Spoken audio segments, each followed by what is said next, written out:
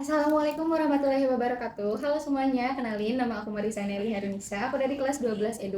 Jadi di sini aku udah sama salah satu narasumber dari Portir Cabang Kota Tasikmalaya. Boleh Kak perkenalan dulu namanya siapa? Oke, halo. Assalamualaikum warahmatullahi wabarakatuh. Sampurasun.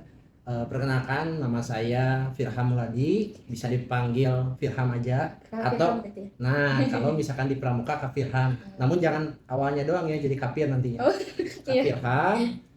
Di sini kebetulan, alhamdulillah diamanahi di Andalan Kuarcap bidang Huminfo. Kebetulan saat ini kita ada di Kuarcap juga bareng-bareng sama yang lain begitu. Oke, karena kita udah tahu ya namanya apa dan di sini juga sebagai apa mungkin ya Kak.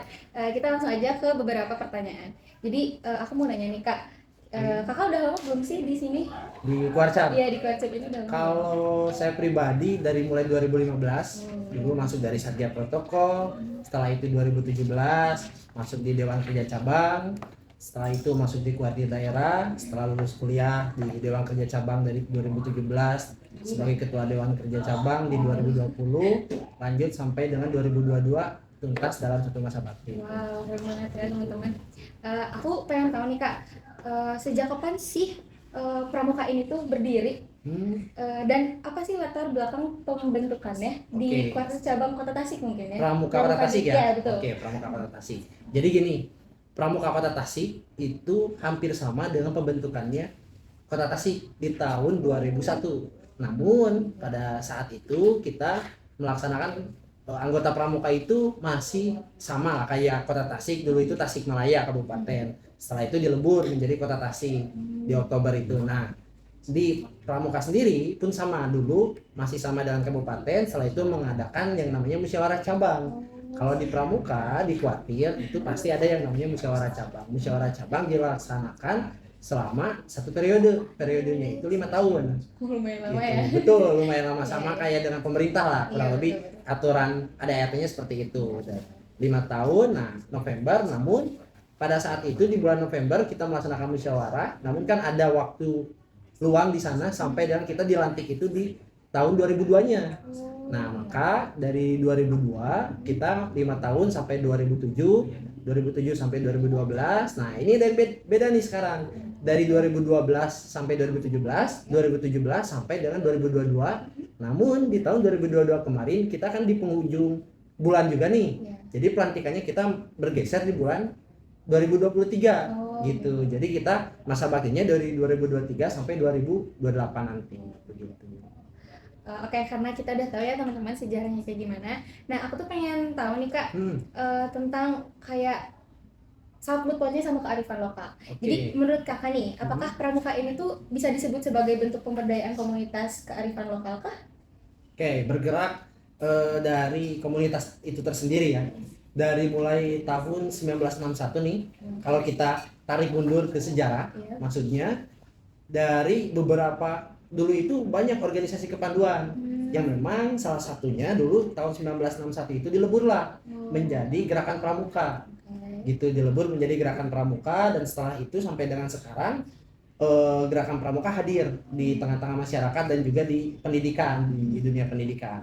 Sampai dengan adanya struktur yang memang dari mulai tingkatan Kuarnas, dari kuartir daerah, kuartir cabang sampai dengan kuartir ranting begitu. Nah, terkait dengan kearifan lokal tersendiri, mungkin kalau misalkan dibilang komunitas itu kan kayak seperti halnya komunitas sepeda gitu ya, Iya, betul, betul. komunitas ontel, komunitas apalagi lah RC gitu kan. Banyak yang memang komunitas-komunitas di luar yang bergerak di dunia olahraga kan atau apa. Nah, kalau Pramuka sendiri itu dibilang dengan kearifan lokal karena kita itu sudah mendunia juga dengan adanya squad di atas daripada kuartir nasional juga. Dalam hal ini organisasi kepanduan pun di Indonesia ada juga yang memang mengurus di secara nasional, namanya squad itu. Nah, mungkin ada yang pakai warna wasem itu. Nah, gitu. Ini anak Pramuka juga Bukan, aku oh bukan bukan apa-apa ya. juga. Disclaimer. Tapi nantinya ini kan lebih jauh nih Iya, mengenai betul. tentang Pramuka, dan tahu juga yang namanya squad itu organisasi kepanduan secara nasional. Pramuka di Indonesianya apa? Yang Lambang Kitri. Gitu. Nah, dalam hal ini mengenai tentang lokalisasi daripada komunitas ini, kegiatan kepramukaan ini bukan hanya mencakup dalam satu bidang. Bahkan ada beberapa bidang kegiatan yang memang isinya pun ada dalam bidang olahraga yang kita memang suka dengan, contoh waktu pas kegiatan lomba Badan Powo juga waktu pas 2018-19 lah, itu ada lomba kita gombak sodor gitu kan, egrang. Nah itu kan memang basis kearifan lokal, namun memang kita juga dikemas secara bentuknya kegiatan gitu. Jadi komunitas sendiri ini kalau misalkan dibilang lokal itu sebetulnya enggak, karena kita se-Indonesia bahkan sedunia juga. Begitu. Jadi intinya tuh kalau misalkan gerakan pramuka itu nggak selalu kearifan lokal gitu. Betul. Ya, ada yang di luarnya juga. Betul, ada yang di luar secara nasional gitu. Kalau misalkan yang pramuka yang di luar itu sama aja nggak sih Kak sama yang pramuka di Indonesia? Nah ini menarik nih, kegiatan pramuka di nasional basisnya kita hampir sama di dunia pendidikan dalam satuan kepanduan. Nah, secara tidak langsung kita punya keanekaragaman kegiatannya masing-masing, di mana ada yang memang kegiatannya itu suka ke alam. Dalam hal ini kita learning by doing-nya itu kita belajar bukan hanya di kelas gitu kan. Nah, namun dalam hal ini kegiatannya pun ada kegiatan secara terpusat. Dalam hal ini kegiatan secara nasional, global. Ya? Ada yang namanya Jambore Nasional. Nah, dan itu pun dalam 5 tahun hanya 1 kali gitu. Dan jadi dalam kegiatan satu masa bakti itu, kegiatan Jambore ataupun Jambore Nasional ini itu internasional ini itu seringkali dilaksanakan, seperti hanya terakhir itu ada yang di Jepang, Aku sempat tahu yang di Korea itu. Di Korea. Nah, itu tahu kan? Iya, tahu. Nah, itu yang memang kegiatannya tidak 1 tahun sekali gitu. Ya intinya kegiatannya itu dalam satu masa bakti di SCOT itu mengadakan kurang lebih ya 5 tahun, 3 tahun atau 4 lah gitu ya kalau nggak salah gitu lah. Intinya ada juga kegiatan yang memang bukan hanya tingkatan daerah yang berbeda, namun kita pun secara terpusat pun ada kegiatannya Jambore internasional. Tuh guys, berarti itu dibilang Jambore itu langka berarti ya, karena lama banget ya. Karena lama banget gitu. Ini Kak, karena tadi kita ngebahas global nih, juga era global tuh kan harusnya lagi deres banget. Betul. Nah, apakah budaya global tuh mengaruhi minat masyarakat luar, maksudnya luar pramuka itu untuk kegiatan pramuka itu sendiri? Kalau tentang kegiatan sendiri itu pastinya sangat mempengaruhi, bahkan dengan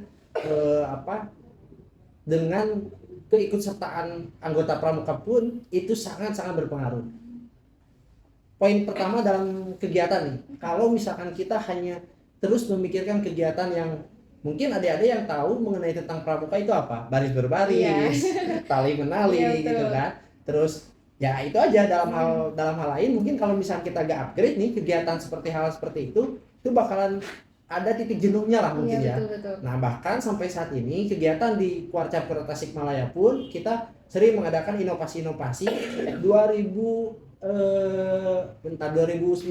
itu pernah ada COVID ya, 2019-2020 itu pernah ada kita melaksanakan kegiatan di COVID pun kita melaksanakan kegiatan secara Kota Tasik itu di internet gitu. Dalam hal ini kan kita tidak termakan arus globalisasi yang memang kita sangat jadi mundur ke belakang nih, namun kita tetap ikuti gitu bareng-bareng, bahkan sampai dengan adanya kita turnamen Mobile Legends.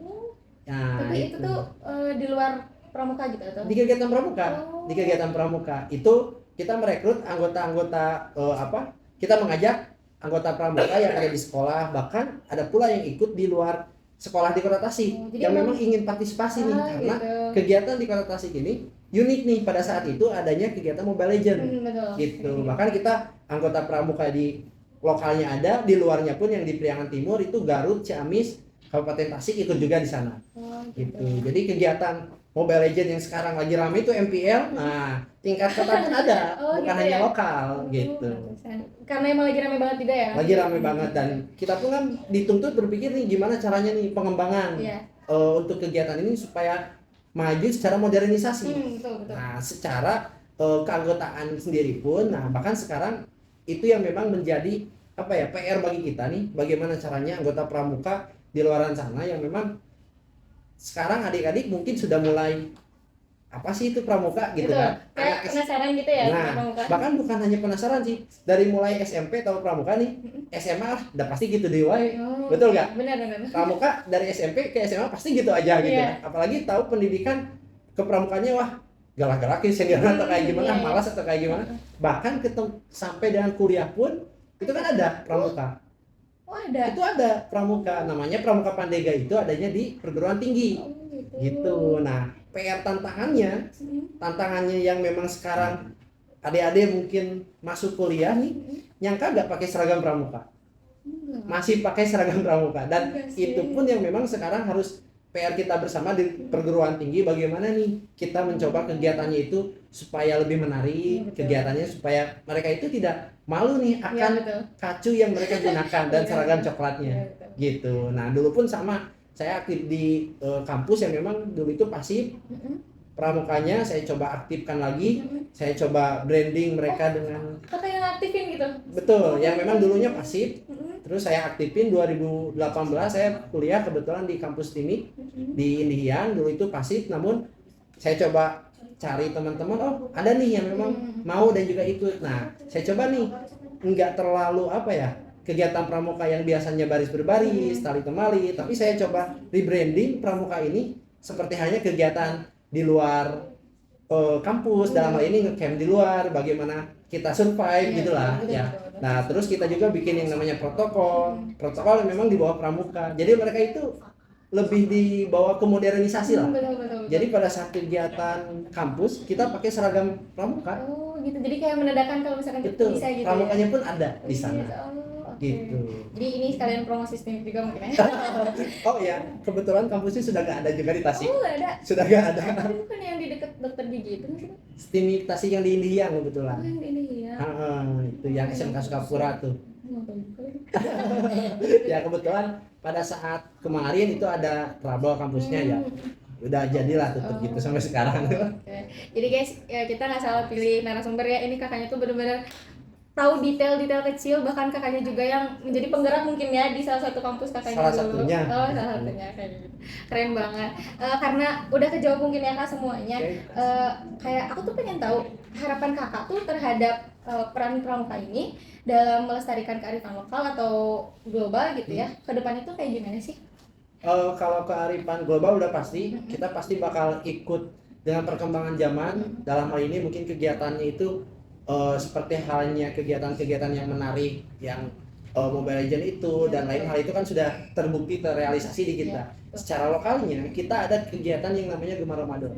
Nah, kenapa? Salah satunya kita dibilang Gemar Ramadan sebagai kegiatan kearifan lokal. Kota Tasik yang dibilang kota santri.